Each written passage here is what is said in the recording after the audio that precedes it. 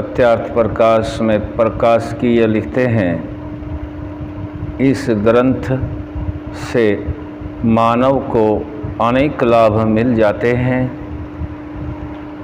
वह आज नंबर 5 से समझा रहे हैं। महर्षि दयानंद कृत ग्रंथों में सत्यार्थ प्रकाश प्रधान ग्रंथ है।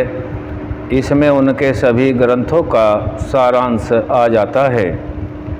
नंबर 6, यही एक ऐसा ग्रंथ है जो पाठकों को इस ग्रंथ में प्रतिपादित सर्वतंत्र सार्वजनीन सनातन मान्यताओं के परीक्षण के लिए आह्वान देता है।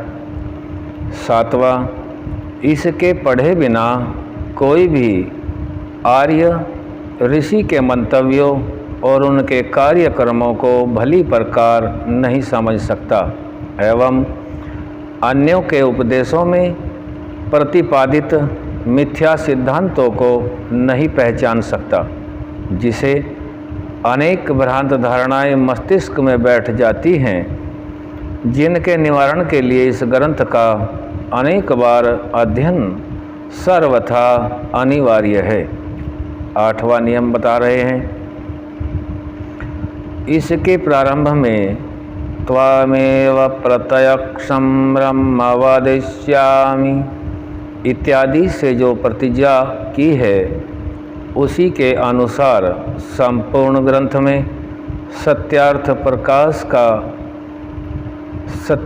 का प्रकाश करते हुए अंत में प्रतिज्ञा का उपसंहार किया है। 9वां है, अत्यंत समृद्धिशाली सर्वदेश शिरोमणि भारत देश का पतन किस कारण से हुआ एवं उत्थान किस प्रकार हो सकता है, इस विषय पर इस ग्रंथ में पूर्ण प्रकाश डाला गया है।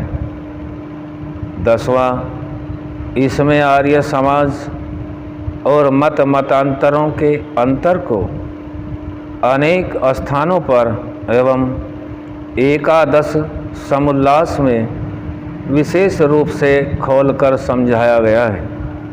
11वां, मानव जाति के पतन का कारण मतवादियों की मिथ्या धारणाएं हैं, जिनका खंडन भी प्रमाण और युक्तिपूर्वक इसमें किया गया है।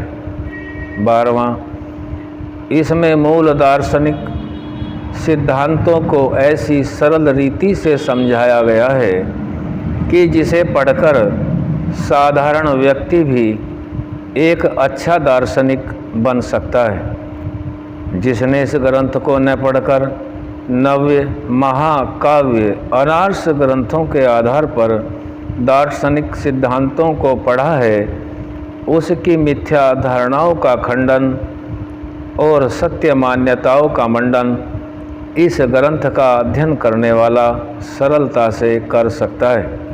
13वां, ऋषि के मंतव्यों पर इस ग्रंथ को पढ़ने से पूर्व कितनी भी शंकाएं किसी को होती हैं, वे सब इसके पढ़ने से समूल नष्ट हो जाती हैं, क्योंकि इन सब शंकाओं का समाधान इसमें विद्यमान है।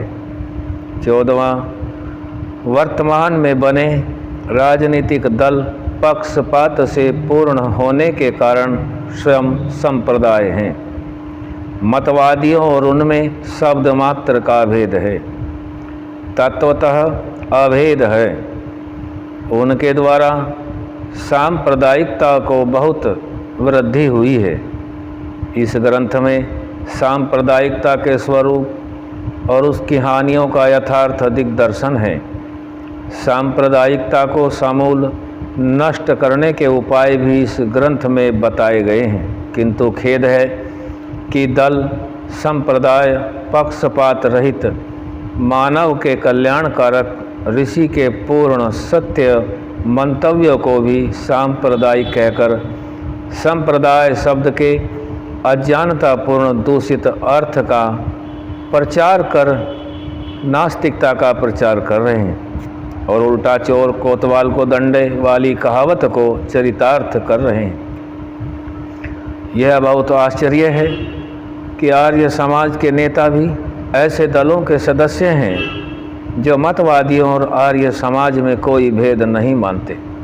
एकमात्र ऋषि दयानंद ने ही इस ग्रंथ में सब संप्रदायों को समाप्त कर एक सत्य मतस्थ करने की प्रतिज्ञा की है और उसके उपाय भी बताए हैं। महर्षि के ग्रंथों की महिमा का पूर्ण परिज्ञान तो उनके बार बार अध्ययन मनन एवं उसके अनुसार आचरण करने से ही हो सकता है।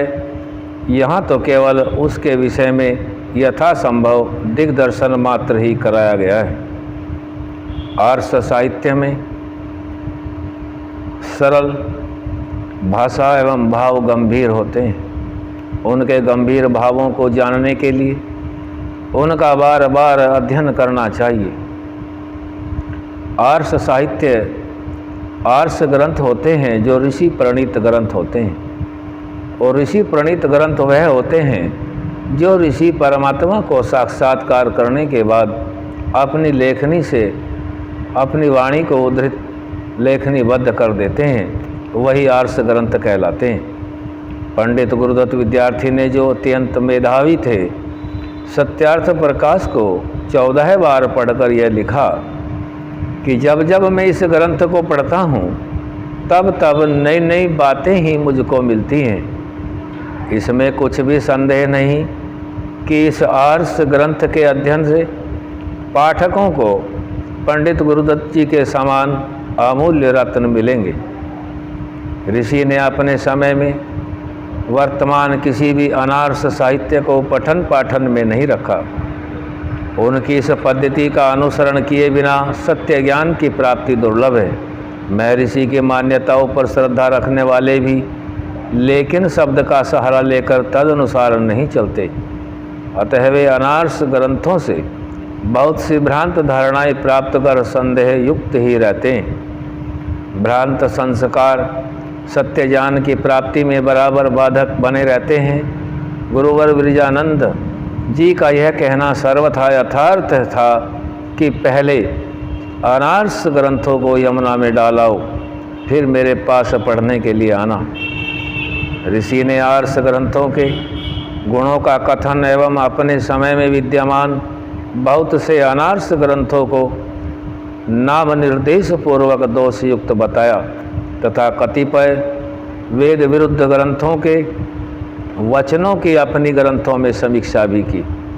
उन्होंने जिन दोषों का कथन किया है वे दोष आज तक के समस्त अनार्ष साहित्य में भी विद्यमान हैं। ऋषि का यह वचन भी ध्यान देने योग्य है कि जितना ज्ञान आवश्यक है वह वेद आदि सच्चे शास्त्रों में उपलब्ध है। उनके ग्रहण करने में सब सत्य का ग्रहण हो जाता है। उनके अतिरिक्त विचार तो तदनुकूल होने से ही प्रमाणिक है। प्रथम आर्ष साहित्य पढ़े बिना तदनुकूलता का ज्ञान कैसे हो सकता है। अतः सत्य ज्ञान की प्राप्ति के लिए प्रथम आर्ष ग्रंथ ही पढ़ने चाहिए, यह निश्चित तथ्य है। अभी तक दोषपूर्ण ग्रंथों का तथा उनकी मान्यताओं का बराबर प्रचार हो रहा है, उसको रोकना परम आवश्यक है।